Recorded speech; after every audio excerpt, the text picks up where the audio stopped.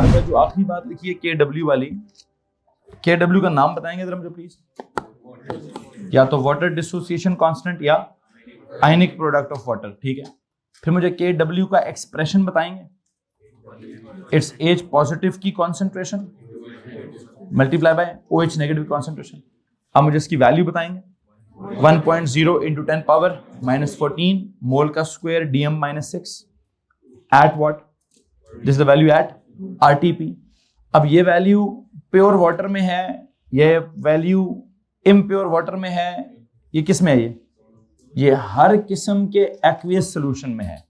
जहां भी water as a solvent है, वाटर एज अ मीडियम है, वाटर प्योर है, वाटर इम्प्योर है, वाटर मिक्सचर में है, वाटर सस्पेंशन में है, जो भी है, वाटर के अंदर H प्लस की कॉन्सेंट्रेशन और OH नेगेटिव की कॉन्सेंट्रेशन का जो प्रोडक्ट है वो 1.0 into 10 power minus 14 से ज्यादा, ना उससे ज्यादा हो सकता है ना उससे, अच्छा वैसे ही इतना कम है, इससे कम क्या होगा?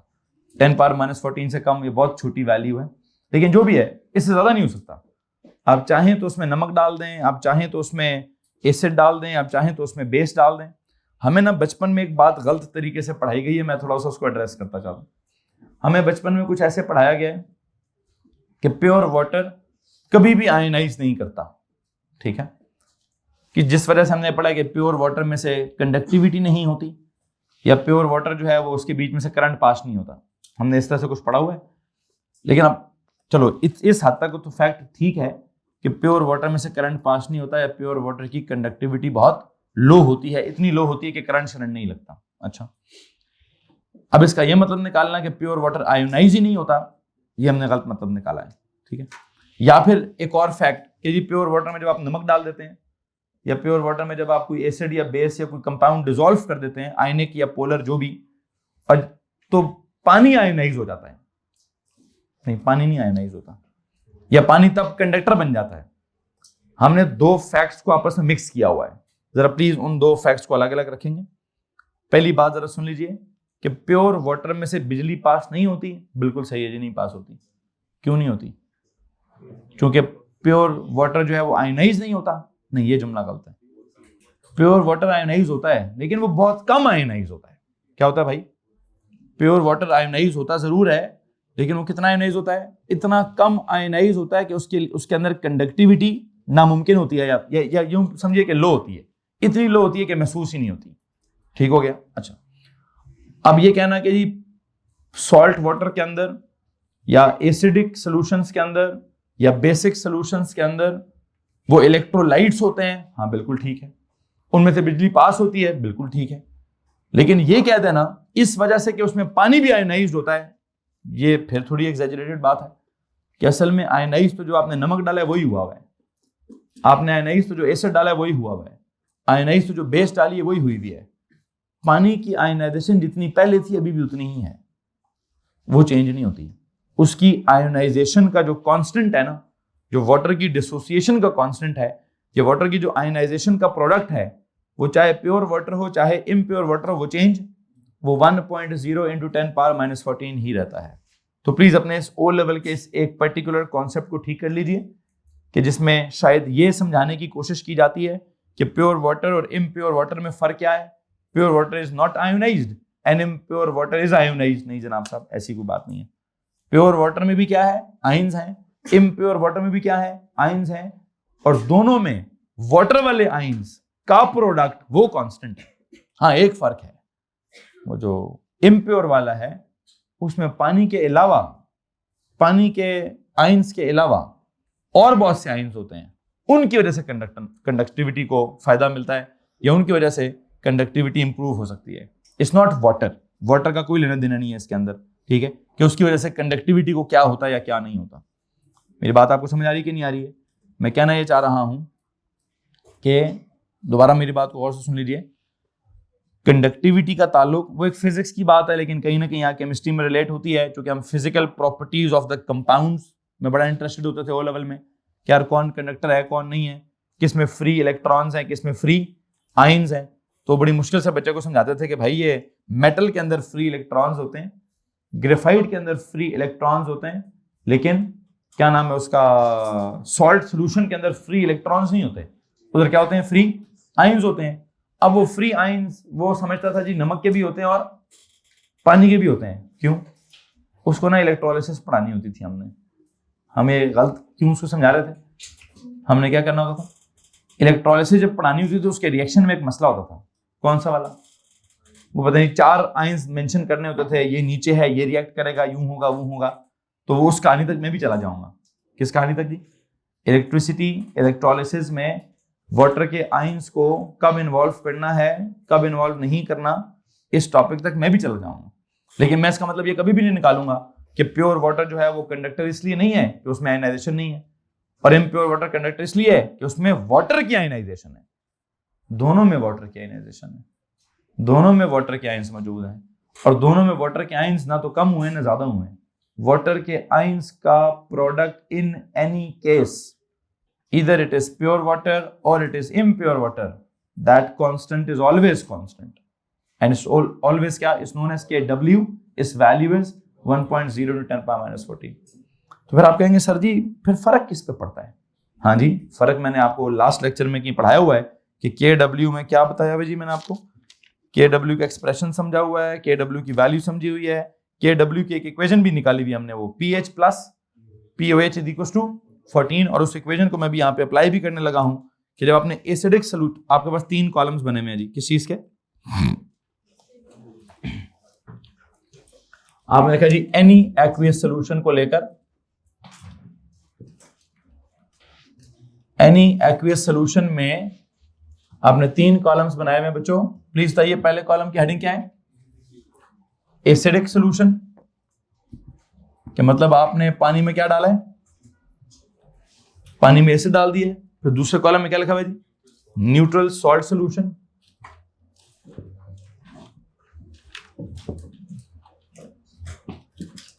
क्या आपने पानी में नमक डाल दिए। फिर तीसरे कॉलम में क्या लिखा हुआ है? Alkaline solution. देखते हैं क्या हो रहा है क्या नहीं हो रहा। पहले मुझे आप जरा एसिडिक सॉल्यूशन वाली बात रिवाइज करा दीजिए, जो आपको मैंने पहले पढ़ाई भी है। मैं इसको रिवाइज करा कर ही आगे जाऊंगा। एनीवन प्लीज एसिडिक सॉल्यूशन वाला कॉन्सेप्ट रिवाइज कराएं जी। वही हाथ खड़ा करो जी भाई, आप समझाओ कि आपने क्या पढ़ा है कि जब पानी में एसिड डालो तो क्या होता है?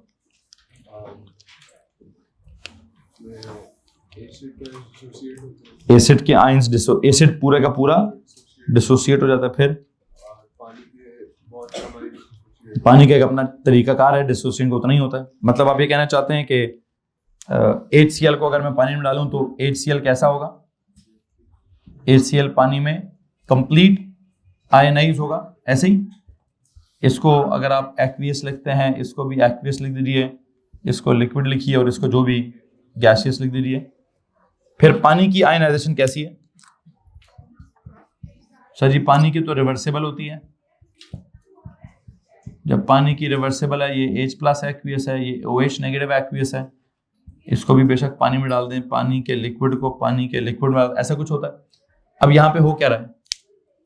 इसको पानी में डिसॉल्व करने से इस पर क्या फर्क पड़ता है? इसमें H+ की कॉन्सेंट्रेशन क्या हो जाती है? ज्यादा हो जाती है। उससे क्या होता है? उससे इक्विलिब्रियम पीछे की तरफ चला जाता है। इसका तो मतलब ये निकलता है कि पानी में एसिड डालने से पानी की आयनाइजेशन रिड्यूस हो जाती है। अब हमने देखें O लेवल में कितना अजीब सा मतलब निकाला हुआ है कि पानी में एसिड डालने से क्या हो रहा है? पानी में एसिड डालने से हमें क्या पढ़ा हुआ है कि सर जी पानी की आयनाइजेशन ज्यादा रहती है। पानी की किधर आयनाइजेशन ज्यादा होती है? पानी की आयनाइजेशन तो एक तरीके से अगर आप देखोगे तो सप्रेस हो रही है। क्या हो रहा है? पानी की आयनाइजेशन क्या हो रही है? बल्कि एक काम करेंगे, ये तीनों कॉलम्स बराबर करने के बाद, अभी तो नहीं हो सकते, अभी पूरा पढ़ा दूं। एक टॉपिक है कॉमन आयन इफेक्ट। क्या टॉपिक है जी? Common ion effect. और मुझे लगता है वो यहीं पर अप्लाई हो रहा है। कैसे? आपने वाटर के अंदर किसको डाला? ऐसे कंपाउंड को डाला कि जिसमें से जिसका वाटर के साथ एक कॉमन आयन था, जिसका वाटर के साथ एक कॉमन आयन था। कौन सा वाला? H+ कॉमन आयन हो गया। तो एक टर्म है common ion effect. Common ion effect क्या होता है कि अगर आप किसी रिवर्सिबल इक्विलिब्रियम में, मतलब किसी ऐसे कंपाउंड में जिसकी सॉल्युबिलिटी पहले ही कम हो, क्या हो? जिसकी सॉल्युबिलिटी पहले ही कम हो उसमें अगर कोई ऐसा सोल्यूट डाल दें जिसकी सॉल्युबिलिटी बहुत ज्यादा हो और दोनों में एक कॉमन आयन हो, पता क्या होता है? जिसकी पहले से कम थी ना उसकी और कम हो जाती है। जिसकी सॉल्युबिलिटी पहले से कम थी उसकी सॉल्युबिलिटी और कम हो जाती है। कैसे? क्या बोला मैंने? मुझे बात बताएं। इन दोनों में से मतलब मैंने ये वाटर का एक अपना एक इक्विलिब्रियम डेवलप हुआ था, रिवर्सिबल या इरिवर्सिबल? रिवर्सिबल डेवलप हुआ था। मतलब पानी की सॉल्युबिलिटी कम है कि ज्यादा है? डिसोसिएशन क्या लें? कम है ना, बहुत ज्यादा। आपने उसमें किसको डाल दिया? इसकी डिसोसिएशन क्या है? बहुत ज्यादा।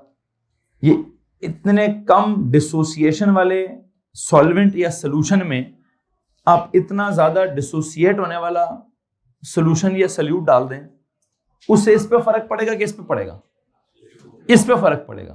और इस पे क्या फर्क पड़ेगा? इसका इक्विलिब्रियम और पीछे चला जाएगा। क्यों पीछे चला जाएगा? इन दोनों में ये क्या हो गया?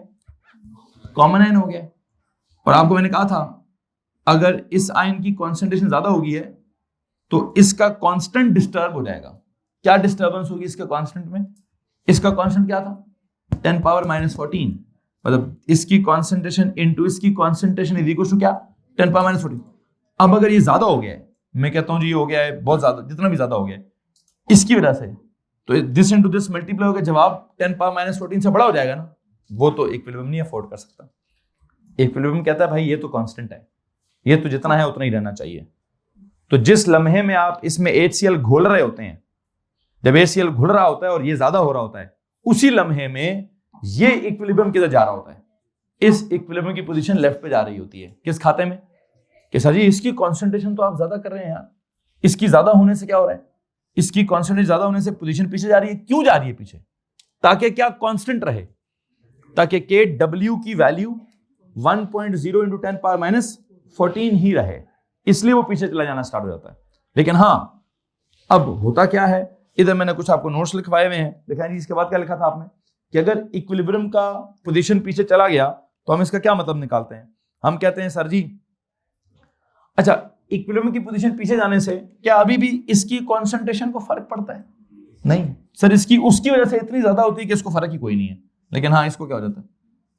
ये कम हो जाता है बहुत। तो हम इसके बाद मैंने आपको क्या नोट लिखवाया हुआ था कि सर जी H+ की कॉन्सेंट्रेशन जो है वो क्या हो जाती है? OH नेगेटिव की इवन जब ये पीछे जाता है तो इस OH की कॉन्सेंट्रेशन बहुत, जैसे प्योर वाटर में क्या था, जितना H+ था उतना ही OH- था। लेकिन एसिडिक वाटर में क्या हो गया है? एसिडिक वाटर में H+ ज्यादा हो गया है और OH- कम हो गया है। इस चक्कर में उसका एक का pH पता नहीं आपने 1 निकाला है, दूसरे का pH नहीं, POH कितना था? 13 निकाला, और दोनों का pH प्लस POH कितना निकला? वो तो अभी भी 14 ही निकला है। क्या इसमें किसी को प्रॉब्लम है? नहीं। ओके, तो जरा दरमियान वाले सोल्यूशन पर आए जी। दरमियान वाले में एग्जांपल क्या चल रही है? इट्स क्या जनाब साहब? Neutral salt solution. Neutral salt solution को देखते हैं। वहां क्या ऐड किया हुआ है? क्या लिखा है वहां पे? पहला जुमला, यहां पहला जुमला क्या था? HCl is added to water। यहां क्या है? NaCl is dissolved in water। तो उसके बाद क्या रिएक्शन लिखा आपने यहां पे? NaCl सॉलिड, रिवर्सिबल या irreversible? Irreversible. Na1 positive aqueous plus क्या? ये रिएक्शन लिखा हुआ है। और फिर उसके बाद इधर भी तो पानी वाला रिएक्शन होगा, इसमें भी तो पानी वाला रिएक्शन होगा। H2O liquid, H++ OH- aqueous, H2O liquid. अब एक सवाल है, इधर जो इफेक्ट हुआ था एक, कौन सा वाला? कॉमन आयन इफेक्ट, क्या यहां होगा? है जी, यहां पे भी तो आपने पानी में कुछ डिसॉल्व किया है। क्या डिसॉल्व किया है? नमक डिसॉल्व किया। नमक डिसॉल्व करने में नमक के कौन कौन से आयन्स थे? नमक में Na पॉजिटिव आयन था और Cl नेगेटिव आयन था। लेकिन पानी के इक्विलिब्रियम में कौन से वाले आयन थे? H+ और OH नेगेटिव। तो आई बिलीव यहां क्या नहीं हो रहा? कॉमन आयन वाला कोई मसला, कॉमन आयन वाला कोई इफेक्ट। खैर मैं भी कॉलम्स बराबर करके कॉमन आयन इफेक्ट की एक प्रॉपर डेफिनेशन भी आपको लिखवाने की कोशिश करता हूं।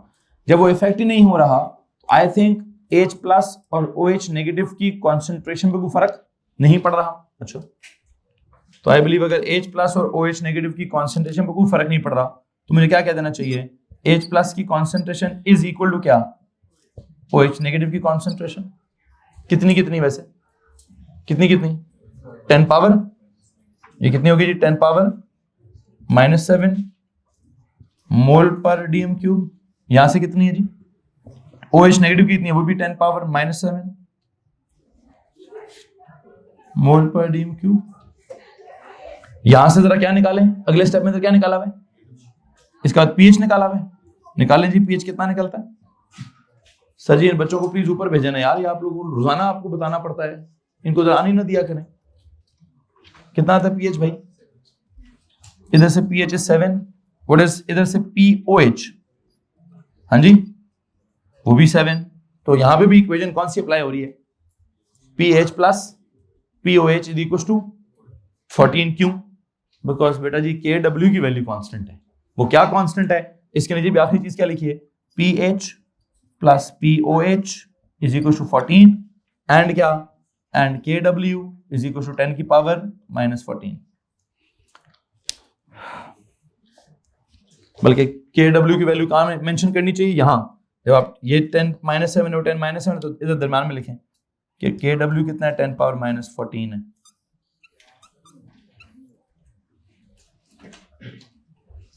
और ये pH plus POH is equal to 14 इसमें से निकला है। कुछ सवाल है तो हाथ खड़ा करेंगे जी, एनीवन, गुजारा चल रहा है, चलें जी आगे चलें, थर्ड कॉलम की तरफ चलें जी। तो प्लीज एक बात बताइए कि H प्लस की कॉन्सेंट्रेशन और OH माइनस की कॉन्सेंट्रेशन में क्या सीन है, किसकी कॉन्सेंट्रेशन कम हो जाती है, पोजीशन के लेफ्ट पे जाने से H प्लस की कॉन्सेंट्रेशन कम हो जाती है, होती तो इसकी भी कम होनी चाहिए, लेकिन इसको उसने क्या किया हुआ है, कंपनसेट किया हुआ है, वो बहुत ज्यादा है। तो I will say H plus जो है इन एनी केस वो तो कम हो गया है, H प्लस इन एनी केस वो तो कम हो गया है। और उसको कितनी कितनी एक वैल्यू दूं उसकी कॉन्सेंट्रेशन को, वैसे जब न्यूट्रल होते हैं तो 10 पावर -7 होता है, अब अगर कम हो गया तो उसको कितना कम कर दूं, आई थिंक इसको जो है ना कम करके 10 पावर -1 पे ले जाएं, उसको ज्यादा करके 10 पावर -13 पे ले जाएं। लेकिन एक बात याद रखें कि टोटल कितना होना चाहिए, बेटा जी मैंने बिल्कुल सही लिखा है, एसिडिक में H प्लस की कॉन्सेंट्रेशन ज्यादा है और एल्कली में H प्लस की कॉन्सेंट्रेशन कम है, OH नेगेटिव की ज्यादा है। किसकी ज्यादा है भाई, दोबारा सुन लीजिए, शायद आपने कुछ गलत पिक किया। मुझे एक बात बताएं, अच्छा वैल्यूज की बात अच्छा वैल्यू की बात हो रही है, सर मुझे लगा ऊपर इसकी बात हो रही है, ठीक है जरा पहले इसको दोबारा से देख लेते हैं। आपने इसको इसमें मिक्स किया, इस इक्विलिब्रियम में इस कॉमन आयन की वजह से क्या हो गया, OH की कॉन्सेंट्रेशन ज्यादा हो गई, इक्विलिब्रियम को किधर जाना पड़ा, पीछे जाना पड़ा, तो H प्लस की कॉन्सेंट्रेशन कम हो गई। जब इसकी कॉन्सेंट्रेशन कम हो गई और उसकी कॉन्सेंट्रेशन, लेकिन प्रोडक्ट दोनों को कितना रखना है, अच्छा कम कितनी करें, 10 पावर -7 से कम -8 -9, हाँ ठीक वही सही कह रहे हैं, कहते सर यहाँ 10 की पावर -13 रखें, मुझे लगा ऊपर वाले इनइक्वालिटी की बात हो रही है, वैल्यू में ये 10 पावर -13 कर दें या 10 पावर -1 कर दें। यही तो मसला होता है नेगेटिव पावर्स ऑफ 10 के साथ, जिस चक्कर में उन्होंने पीएच लिया था, वो नेगेटिव लॉग की लिए किस बात के लिए था कि यार ये 10 की पावर माइनस ना बड़ा रफा डाला हुआ उसने, ठीक है खैर बाल जो भी है। मुझे एक बात बताएं, इन दोनों को यूज करके अगर हम के डब्ल्यू निकालते हैं तो कितना निकलता है, सर जो भी है के डब्ल्यू को नहीं छेड़ेंगे हम, वो 10 की पावर -14 ही रहेगा। अच्छा अब वैसे जरा इसका क्या निकालें, 10 पावर -13 का क्या निकालें, पीएच निकालें, प्लीज टेल मी पीएच कितना आता है 13, और वहां से क्या निकालें जी, पीओएच निकालें, वो कितना आता है 1, और एक और इक्वेशन भी अप्लाई होती है, कौन सी वाली, pH plus POH is equal to pH plus POH is equal to क्या 14। इस बात में अगर किसी को परेशानी है तो प्लीज हाथ खड़ा कर दीजिए, एनीवन। सो मैं उम्मीद करता हूं जो मैं समझाना चाह रहा हूं वो बात आपको समझ आ रही होगी कि क्या हो रहा है। आपके किसी भी एक्वियस सॉल्यूशन की बात हो रही है, उसमें एसिडिक सॉल्यूशन की बात हो रही है, बेसिक सॉल्यूशन की बात हो रही है, न्यूट्रल सॉल्ट सॉल्यूशन की बात हो रही है, और उन दोनों में क्या चक्कर चल रहा है, तीनों में क्या चक्कर चल रहा है, इवन प्योर वाटर में भी क्या हो रहा है, हम कह रहे हैं सर KW चेंज नहीं हो रहा, KW 10 की पावर -14 ही रह रहा है। तो ये तो सबसे पहली बात है हमारी, मतलब O लेवल के दिमाग से जब हम A लेवल का दिमाग लड़ाते हैं तो हमारा A लेवल का दिमाग बहुत एडवांस होना चाहिए, बहुत मेच्योर होना चाहिए, और वो क्या स्टेटमेंट यूज करनी चाहिए उसको, A लेवल के दिमाग को ये कहना चाहिए कि सर जी जो मर्जी कर लें, क्या नहीं हो रहा, KW की वैल्यू चेंज।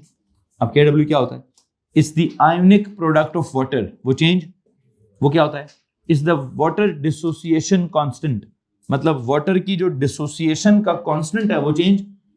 अच्छा, what is meant by water dissociation, sir ये वो सेल्फ आयनाइजेशन ऑफ वाटर का एक रिएक्शन है। सेल्फ आयनाइजेशन ऑफ वाटर से जितने आयंस बनते हैं, वो जितने बनते हैं उतने ही बनते हैं, वो ना आप ज्यादा कर सकते हैं ना आप उसको कम कर सकते हैं। हाँ, एक काम हो सकता है, जब आप एसिड डालें या बेस डालें तो उससे एक फर्क पड़ता है। क्या फर्क पड़ता है, एक पर्टिकुलर आयन ज्यादा हो जाता है, और उसके ज्यादा होने से क्या हो जाता है, एक तो नीचे वाले का इक्विलिब्रियम का पोजीशन पीछे की तरफ शिफ्ट हो जाता है वाटर वाला, और उससे दूसरे वाले आयन की कॉन्सेंट्रेशन पर थोड़ी कमी आ जाती है। एंड आई थिंक इस फिनोमेना को क्या कहते हैं, इस फिनोमेना को कहते हैं जी द कॉमन आयन इफेक्ट। अब जरा कॉलम्स बराबर करें और हेडिंग दीजिए किस चीज की, हेडिंग दें द कॉमन आयन इफेक्ट की।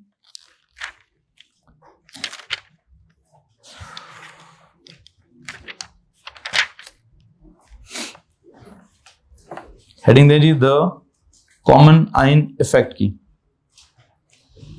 और इस कॉमन आयन इफेक्ट के लिए इसकी डेफिनेशन लिखिए। It is described as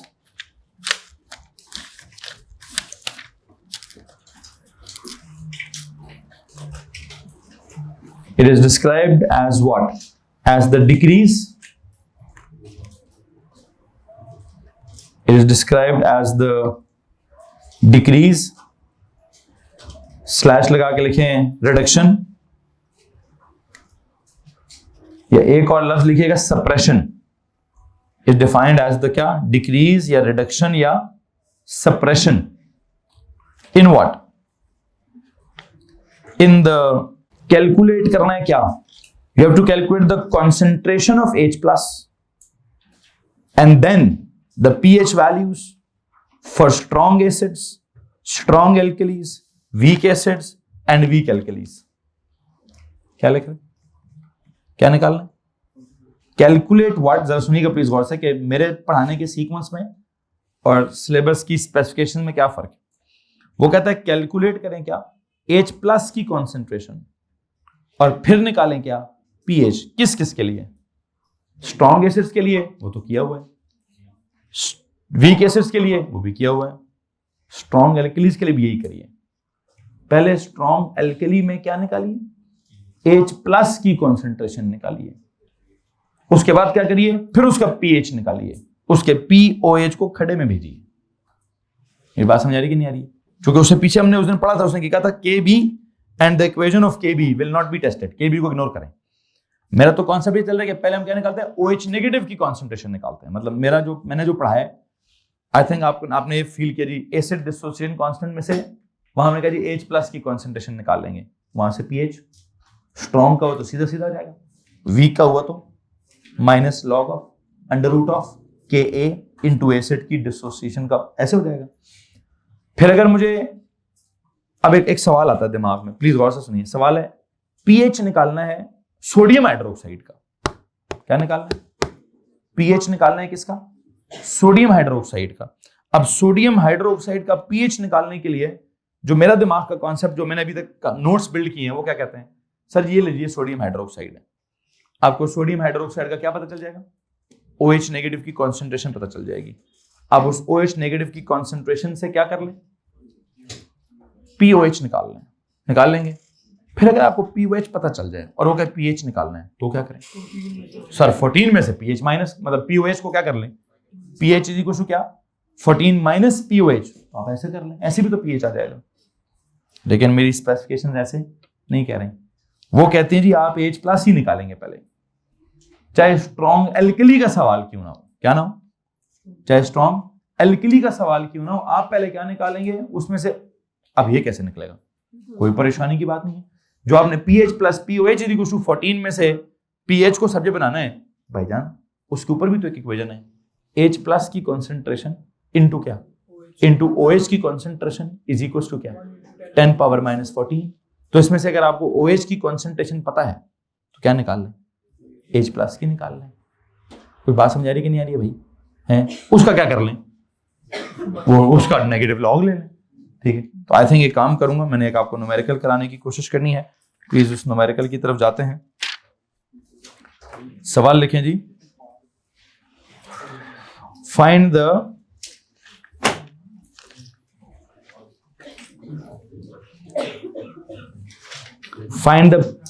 pH of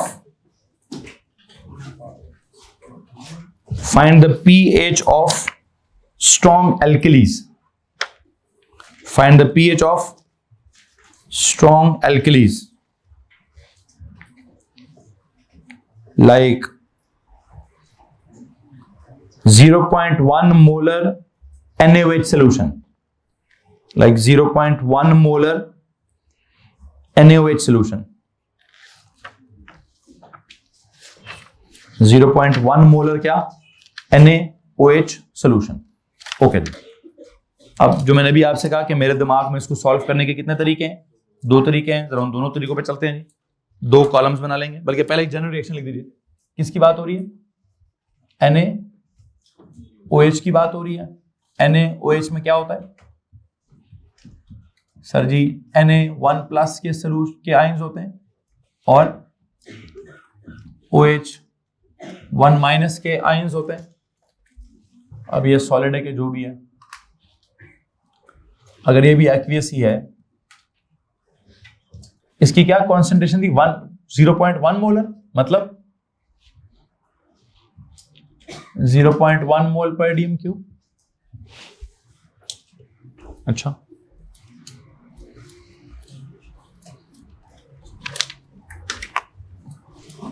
according to 1:1, अगर ये 1 है तो ये भी क्या है, बल्कि आप 2 कॉलम्स बना लें जी। इधर लिखिए मेथड नंबर 1, इधर लिखिए मेथड नंबर 2। ये मैं मेथड नंबर 1 में पता क्या करूंगा, गौर से सुनिएगा जी। मैंने मेथड नंबर 1 में करना है वो रेशो वाला, 1:1 वाला, अकॉर्डिंग टू क्या, क्वेश्चन में एक 1:1 है। According to 1:1, please tell me the concentration of OH minus की वैल्यू क्या होगी, इट विल बी 0.1। अगर 1:1 के मुताबिक OH नेगेटिव की कॉन्सेंट्रेशन 0.1 है, तो प्लीज टेल मी मैं उसका सीधा सीधा क्या निकाल सकता हूं, POH निकाल सकता हूं। What is that, minus log of OH negative की कॉन्सेंट्रेशन, बताएं क्या वैल्यू आती है, minus log of 0.1, tell me, हाँ 1। ओके, ये तो क्या निकाला मैंने, सवाल वाले ने क्या पूछा था, pH पूछा था, कैसे निकालू, pH इज इक्वल टू क्या, 14 minus POH, that is 14 minus 1, तो क्या आंसर आ गया जी, 13 LOG। एक तरीका तो ये आ गया कि क्या बात चल रही है क्या नहीं चल रही। मैं उम्मीद करता हूं जो समझाना चाहता हूं आपको समझ आ रहा होगा क्या हो रहा है। एक स्ट्रॉन्ग एल्कली की बात हो रही थी, स्ट्रॉन्ग एल्कली का pH पूछ रहा है, हालांकि मेरे नोट्स क्या कहते हैं उसका क्या होना चाहिए, POH होना चाहिए, तो है, मैंने निकाल दिया POH 1, लेकिन अब क्या है, उसका सिर्फ POH तो नहीं है, तो उस पर अगर मैं pH प्लस POH 14 लगा दूं तो उसका तो pH भी है। अब वो कितना है, वो बेटा जी 14 माइनस 1 दैट इज 13 पे चला गया। इससे पहले तक जब मैं Ka पढ़ाया था या pH पढ़ाया था तो स्केल बनाया था 0 से 7 तक, POH पढ़ाया था तब भी स्केल बनाया था 0 से। अब मेरा pH का स्केल किधर जाएगा, आई थिंक अब मैं पढ़ाऊंगा सिर्फ कौन सा स्केल, अब आप उठ के बैठे हैं, उठे जनाब सब, pH पढ़ाऊंगा और pH का स्केल कहां तक लेके जाऊंगा, 0 से 14 तक लेके जाऊंगा। खैर बार देखते हैं, एक तरीका तो ये वाला हो गया, किसी को मसला ऐसे नहीं, इधर आ जाओ। दूसरा मेथड क्या है, दूसरा मेथड भी यही है कि जनाब साहब अकॉर्डिंग टू 1:1, इनिशियल कहानी तो वही है, according to 1:1 concentration of OH negative ions तो 0.1 ही है, लेकिन मेरी स्पेसिफिकेशंस कहती थी पीएच निकालना है after calculating the concentration of H plus. अच्छा, अब H प्लस कहां से निकालूं? H प्लस तो है ही नहीं कहीं पर। हाँ सर जी, वाटर तो है ना, ये पानी में डिजोल्व हुआ है ना, तो पानी के अंदर क्या होता है? KW होता है। KW कितना होता है? उसकी वैल्यू फिक्स होती है। आप उसमें कुछ डालें कुछ ना डालें, प्योर हो, न्यूट्रल हो, एसिडिक हो, बेसिक हो, सॉल्टिश हो, जो भी हो, उसमें KW क्या होगा? तो you know what, I believe अब मैं यहां पे कहां से स्टार्ट करूंगा? KW कितना है जी? H प्लस की कॉन्सेंट्रेशन इंटू OH नेगेटिव की कॉन्सेंट्रेशन। KW की value 1.0 into 10 power -14। H plus की concentration is unknown into OH की कॉन्सेंट्रेशन इज 0.1। ये 0.1 वहां जाकर क्या कर दें? डिवाइड करा दें। Please tell me H plus की कॉन्सेंट्रेशन कितनी आती है? हाँ, -13। वो कहते हैं सर जी इसका आंसर आता है 1.0 इंटू 10 पावर क्या? -13 मोल पर डीएम क्यूब। अच्छा, तो अब हमें क्या चाहिए? हमें पीएच चाहिए। तो पीएच का फॉर्मूला क्या है? Negative log of H plus की concentration. Please tell me negative log of 1.0 into 10 power -13। The answer is क्या? It is 13। अब आपने पीएच 13, अब आप किसको सीधा कहते हैं किसको उल्टा कहते हैं, ये आपकी मर्जी है भाई, ठीक है जी। मैं अगर पढ़ा रहा हूं तो मुझे लगता है ये वाला सीधा मेथड है और वो उल्टा मेथड है, लेकिन अगर स्पेसिफिकेशंस को फॉलो करूंगा तो उनके अकॉर्डिंगली क्या चल रहा है? कहते भाई इसको खड़े में भेज, उसके थ्रू कर। वो सही मेथड है, ये गलत नहीं, मतलब वो सीधा मेथड है, ये उल्टा मेथड है। लेकिन मुझे लगता है आपको दोनों समझ आ गए होंगे। किसी के पास कुछ सवाल है तो आप हाथ खड़ा कर सकते हैं। हाँ जी, अब अगर आप देखें तो पीएच की वैल्यू किधर चली गई है? 13 पे चली गई है। तो now I should be writing क्या? I should be developing a new pH scale that shall range from 0 to क्या? 0 टू 14। आपके नोट्स में 0 से 7 तक का एक पीएच का स्केल था और ओ लेवल में 0 से 14 वाला था। तो मैं वापस किधर जा रहा हूं? मैं वापस ओ लेवल वाले स्केल पे जा रहा हूं। प्लीज मेक दैट पीएच वाला न्यू स्केल नाउ। अब बनाए पीएच स्केल जी।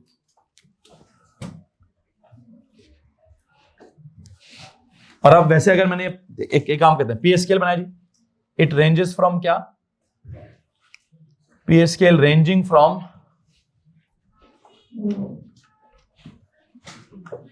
0 to 14. 0, 1, 2, 3, 4, 5, 6, 7, 8, 9, 10, 11, 12, 13 और 14. इसमें what is this 7? This is that neutral situation. What is this 0? It is that strong acid. And if the pH is 14, what is it? It is strong. 13, 14 is क्या? It is strong alkali. और strong acid से थोड़ा सा आगे आए, 0 से अगर आप आगे strong acid है यहां तक, तो यहां से आगे क्या है सर जी? ये 2 से लेकर 6 के दरमियान क्या जी है? What is this? This is weak acid. And neutral से strong alkali के दरमियान में क्या है? This is weak alkali. Hello भाई। सो ये था हमारा वो ओ लेवल वाला पीएच का स्केल जो 0 से स्टार्ट होकर 14 तक जाता है।